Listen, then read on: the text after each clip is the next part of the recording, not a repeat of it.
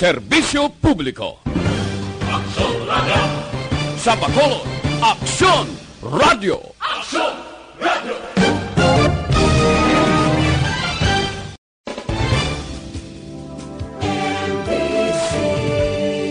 Manila Broadcasting Company. Sa Balita.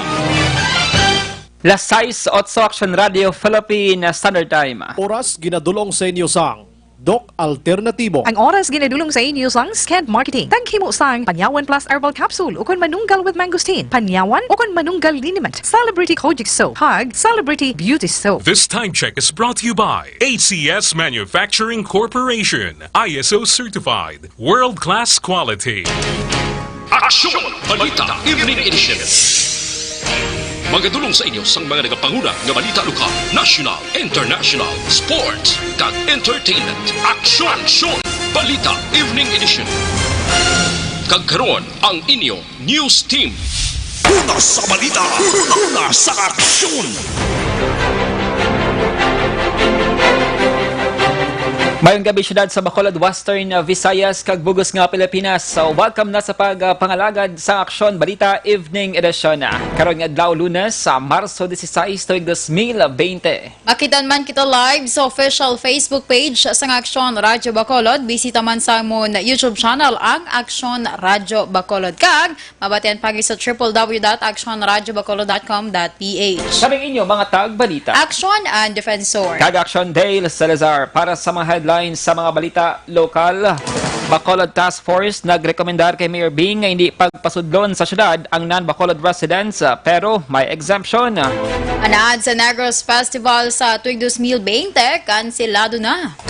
Sa balita national, Bugos nga Luzon, ginpaydalom na sa enhanced community quarantine. Pag-isolate sa mga kumpirmado nga kaso sa COVID-19 ginatun-an sang gobyerno. Kag sa atong balita international, Pope Francis naglakat sa mga dalanon sa Rome, ginpangamuyo nga matapos na kuntani ang problema sa COVID-19.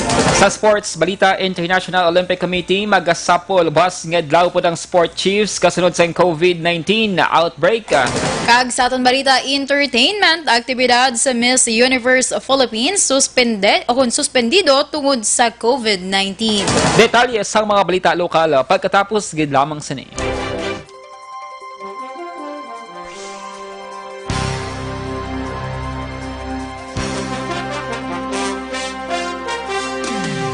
Tamang paraan ng paghuhugas ng kamay.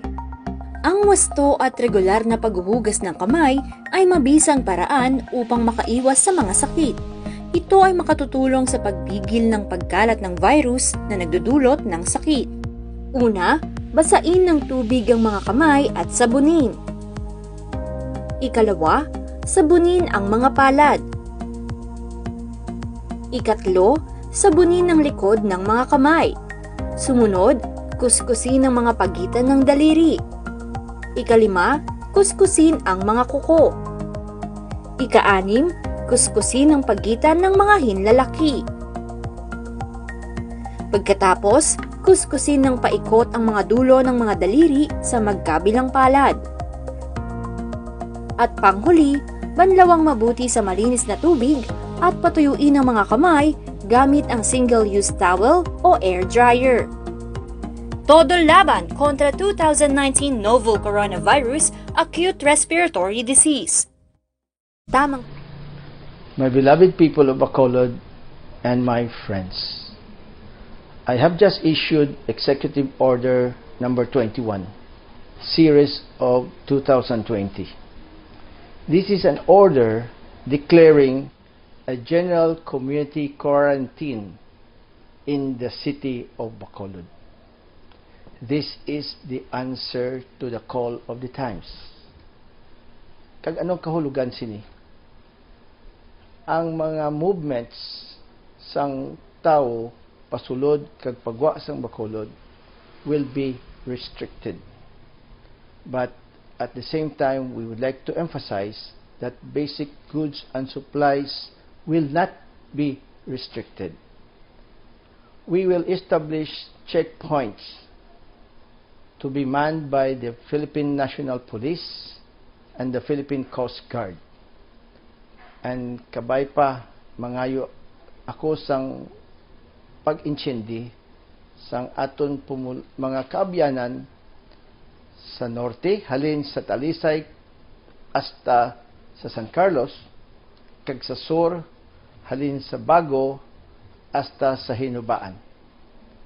Para man ini sa inyo nga proteksyon, while we avoid infection among the residents of Bacolod, it can also work vice versa. The guidelines will follow. Kag usaron ko man ini nga tinion sa pagpahanumdom in line with the closure of our classes. Nga kung pwede ang aton mga kabataan sa pagbulig kag supervision sa aton mga ginikanan, pwede i-restrict man ang movements nila kag kung pwede sa panimalay lang sila anay matiner sa ini nga mga tinion.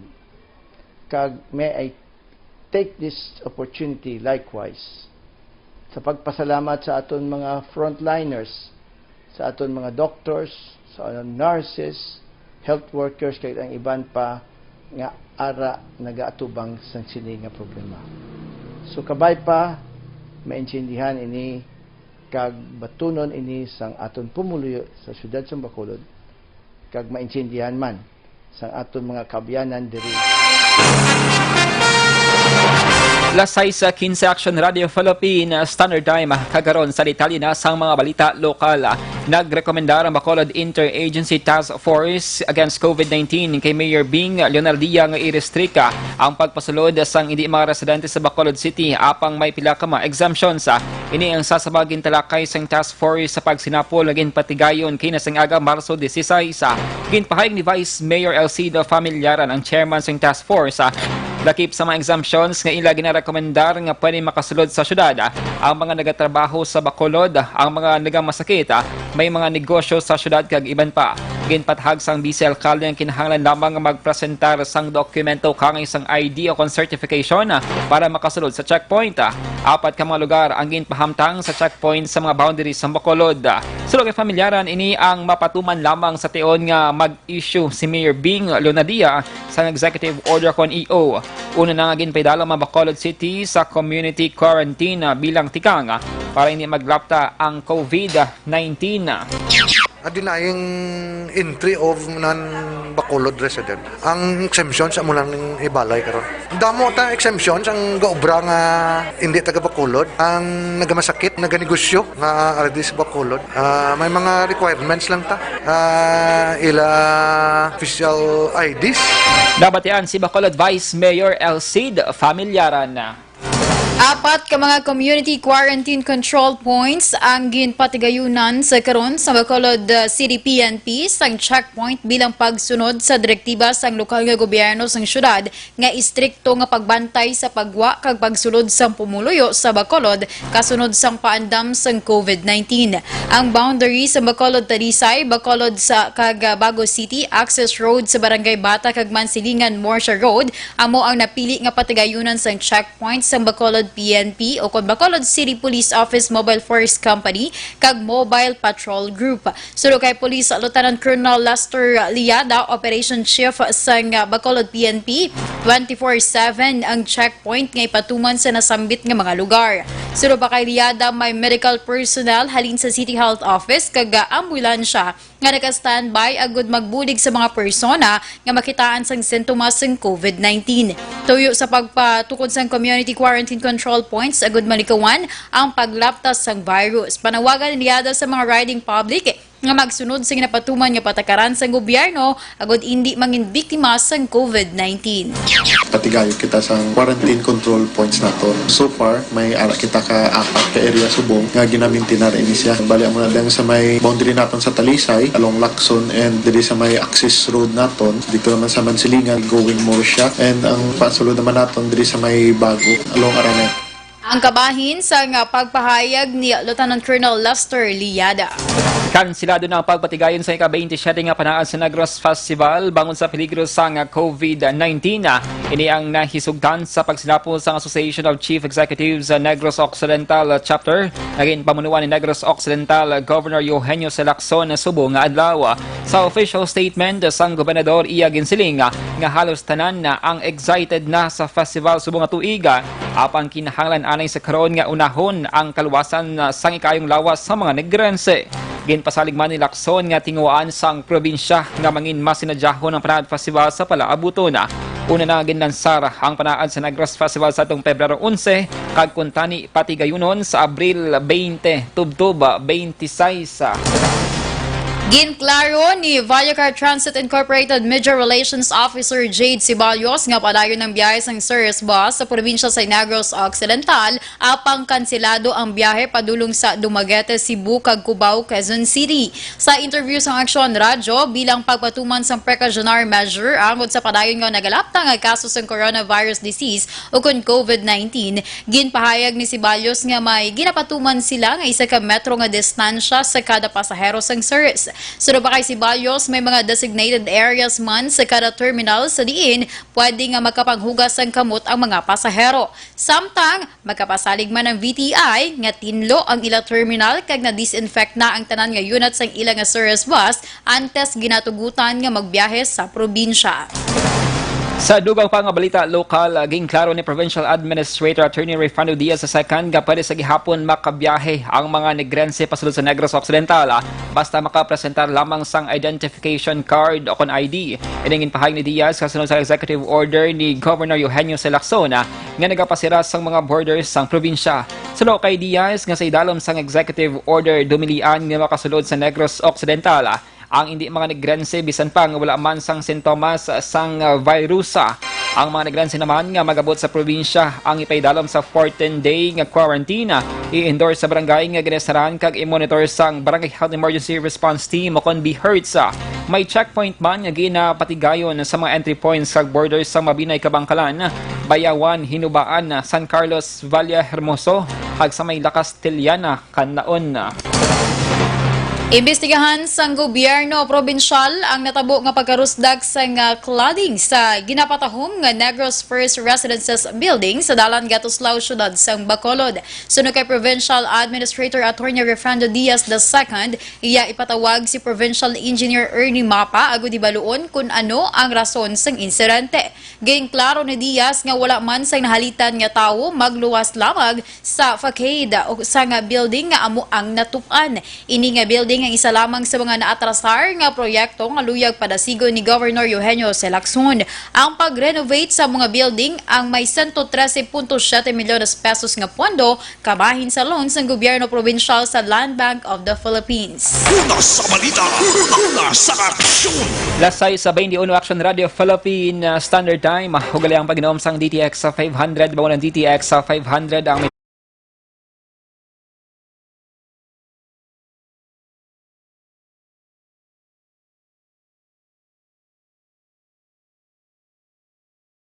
sa kada adlaw ang produkto nga DTX sa inyo nga balay.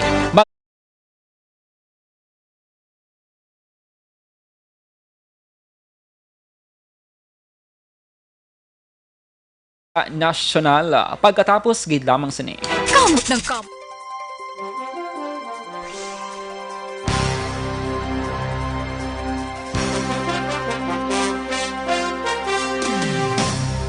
This is your Governor Bong Lacson. For the past weeks, the novel coronavirus now named COVID-19 I implore Congress to immediately pass fear and package uncertainty to the entire world and humanity. As of today, we have no positive case of COVID-19. In addressing this situation, the provincial government created the Provincial Novel Coronavirus Task Force to provide local health offices and hospitals with guidelines and protocols on COVID-19, disseminate information on COVID-19 status and prevention, activate the Barangay Health Emergency Response Team or BHERTS, composed of the barangay captain, barangay health workers, and tanuds to identify and report persons under investigation, as well as to strictly implement home quarantine for persons under monitoring. The BHERTS is our primary instrument in identifying people with recent travel history from abroad. Establish and activate isolation and quarantine rooms for PUIs for hospitals in Negros Occidental. Provide trainings for personnel to respond and transport persons under investigation. Reactivation of the Provincial Infectious Disease Action and Control Committee, or PIDAC, whose main function is to manage interagency collaboration and coordination on the prevention and control of infectious disease. To all the Negrenses, your health, safety, and well-being is the paramount concern of your provincial government. Please be assured that due diligence is being exercised to protect all of you from the dreaded COVID-19. Please continue practicing basic hygiene and preventive measures with constant hand washing, use of alcohol-based sanitizers, observance of cough etiquette, and the use of masks if you have cough and cold symptoms. Thank you, and let us continue to implore God's protection for everyone. Avance, Negrense.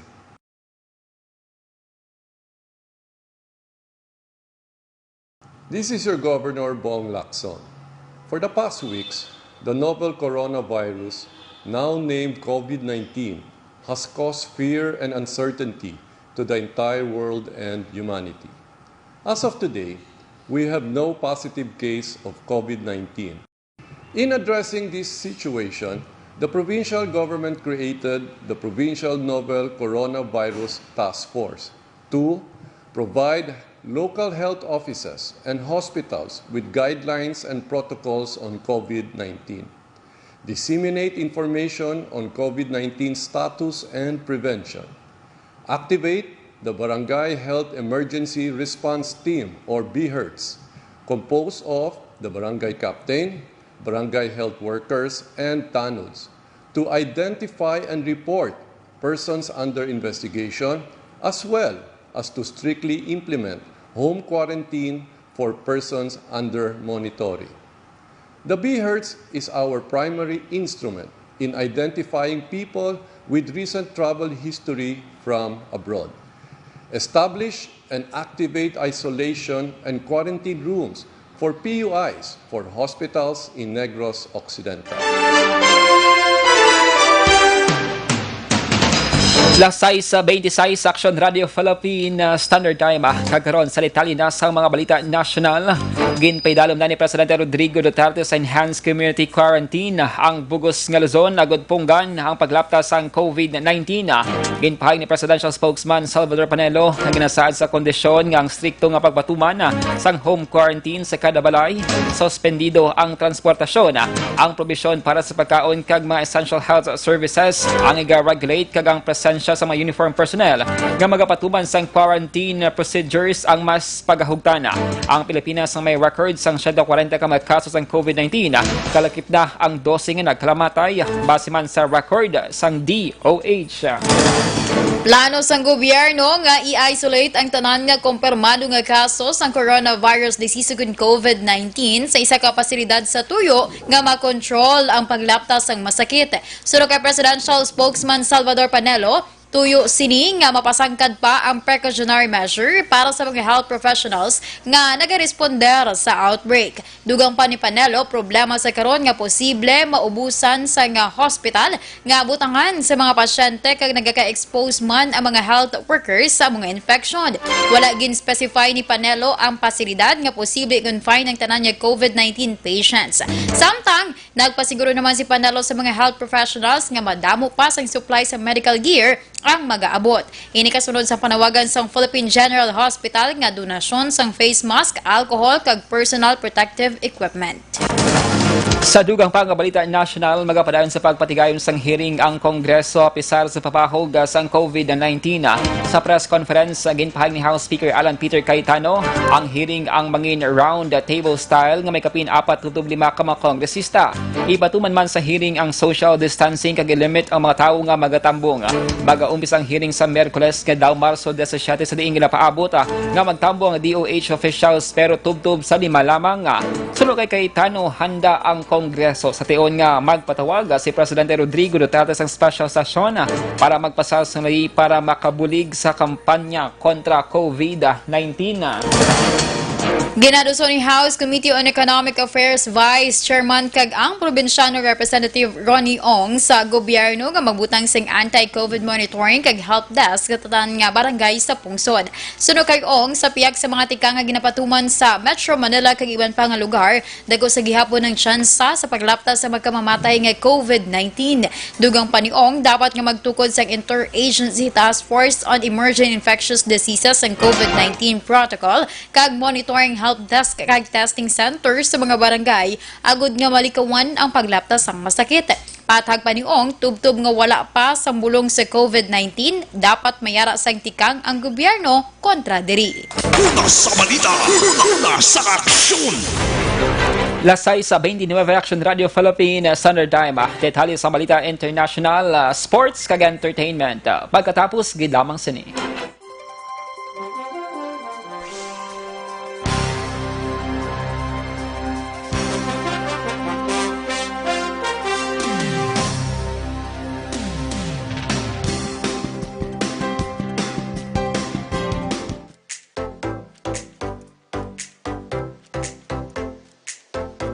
Mga ka-aksyon, madamo sa naglaylay na pamaagi at protektahan ang imong kaugalingon batok sa novel coronavirus 2018 o ng COVID-19.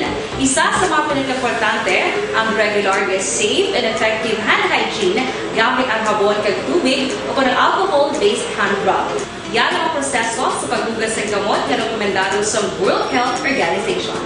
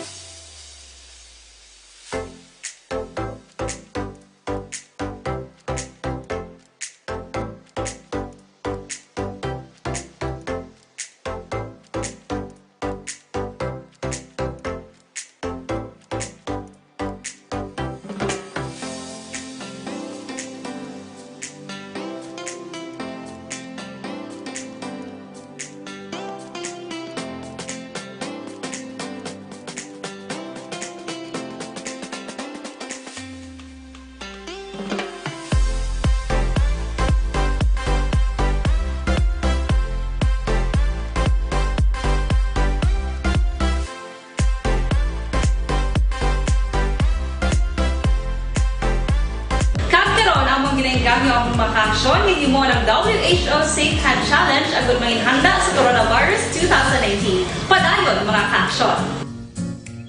Aksyon Radio!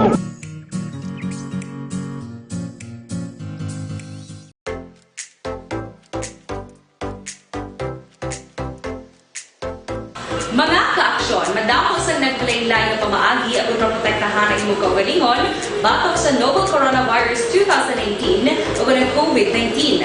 Isa sa mga pinaka-importante ang regular, safe, and effective hand hygiene gamit ang habon kag tubig o ng alcohol-based hand rub. Yan ang proseso sa paghugas ng gamot na rekomendado sa World Health Organization.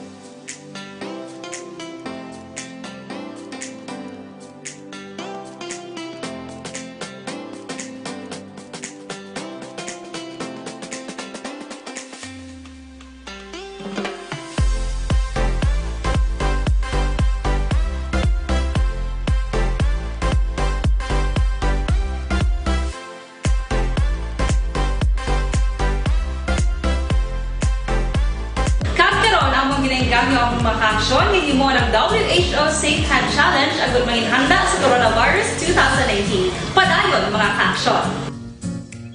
Aksyon Radio!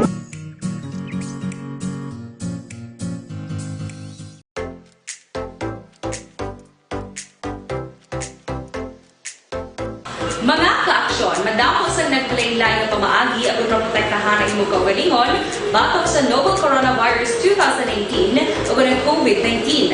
Isa sa mga pinaka-importante ang regular, safe, and effective hand hygiene gamit ang habon kag tubig o ng alcohol-based hand rub. Yan ang proseso sa paghugas ng gamot na rekomendado sa World Health Organization. Una sa aksyon! Kag sa atong balita international, naglakat sa empty streets ng Rome si Pope Francis adlaw sang Domingo. Suno sa report ng Vatican News, nagwa ang Santo Papa kag nagpatigayon sa malipot nga walking pilgrimage sa Rome kag ginpangamuyo nga matapos na ang coronavirus pandemic. Ginbisita man ni Pope Francis ang Basilica of Saint Mary Major kag magluwas sa nasambit nga basilika, isa pa ka pilgrimage site sa Rome ang ginkadtuan man sang Santo Papa. Una sa balita! Una sa aksyon! Sa sports balita, magasapol ang International Olympic Committee o IOC upon ang mga pamuno sa International Sports Organization sa bus nga adlaw Martes para talakayon ang issues ng COVID-19 outbreak. Kapin-apat na lamang kabulan na bilin antes ang Tokyo 2020 Olympics nga mag-aumpisa sa Hulyo 24. Liwat naging palayag ni Japanese Prime Minister Shinzo Abe kag sang Tokyo 2020 organizers nga padayon ng ilang preparasyon sa hampang base man sa ilang plano. Sunod sa IOC, constant man ang ilang pagpakig-angot sila mga stakeholders angot sa latest development. Sila ka mga qualifying events lakip ng climbing, boxing, fencing kag judo ang nakansela kung gin-postpone kasunod sa COVID-19. Ang Japan ang mayara sang 1,484 ka mga positibo nga kaso sang masakit. Una sa balita! Una sa aksyon! Sa balita entertainment, suspendido na ang tanan nga pageant activities sa Miss Universe Philippines effective immediately kasunod sa paandam sa coronavirus disease kung COVID-19. Sa statement ginpahayag sang MUPH nga ang final si talana sa Hunyo 14 tuig 2020 sa baylo nga sa Mayo 3 tuig 2020. Ginimo ang anunsyo kasunod sang deklarasyon ni Presidente Rodrigo Duterte nga ipaidalom sa community quarantine ang Metro Manila halin Marso 15 tubtob Abril 14 matapos nga ang Code Red Sub-Level 2 ang ginpasaka man sa pungsod. Ginpasiguro naman sang MUPH nga magpabilin ini nga committed sa handom nga mapatahom pa ang patigayon nga pageant sa Pilipinas subong man ang organisasyon ang mag-post sa online sang tourism videos sa mga contestants. Una sa balita! Una sa aksyon! Lasay sa 37 Action Radio Philippine Standard Time. Inyo nabatian ang kabugusan ng mga balita sa Action Balita Evening Edition. Karon nga daw Lunes, Marso 16, tuig 2020. Salawat kaming inyo mga tag-balita. Aksyon ang Defensor. Kag-Action Dale Salazar. Una sa balita, una sa Aksyon. Sa Bacolod Action Radio.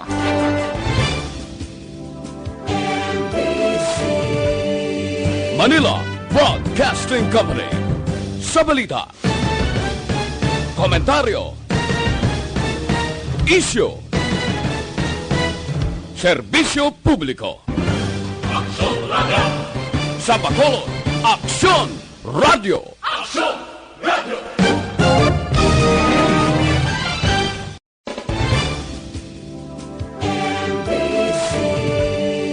Manila Broadcasting Company.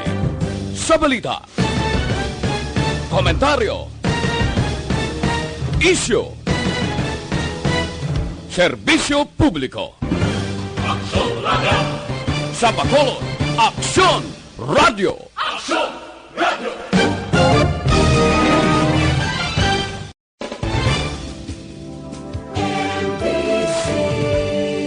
Manila Broadcasting Company. Sa balita, komentaryo, isyu, serbisyo publiko. Aksyon Radio. Sa Bacolod, Aksyon Radio. Aksyon Radio.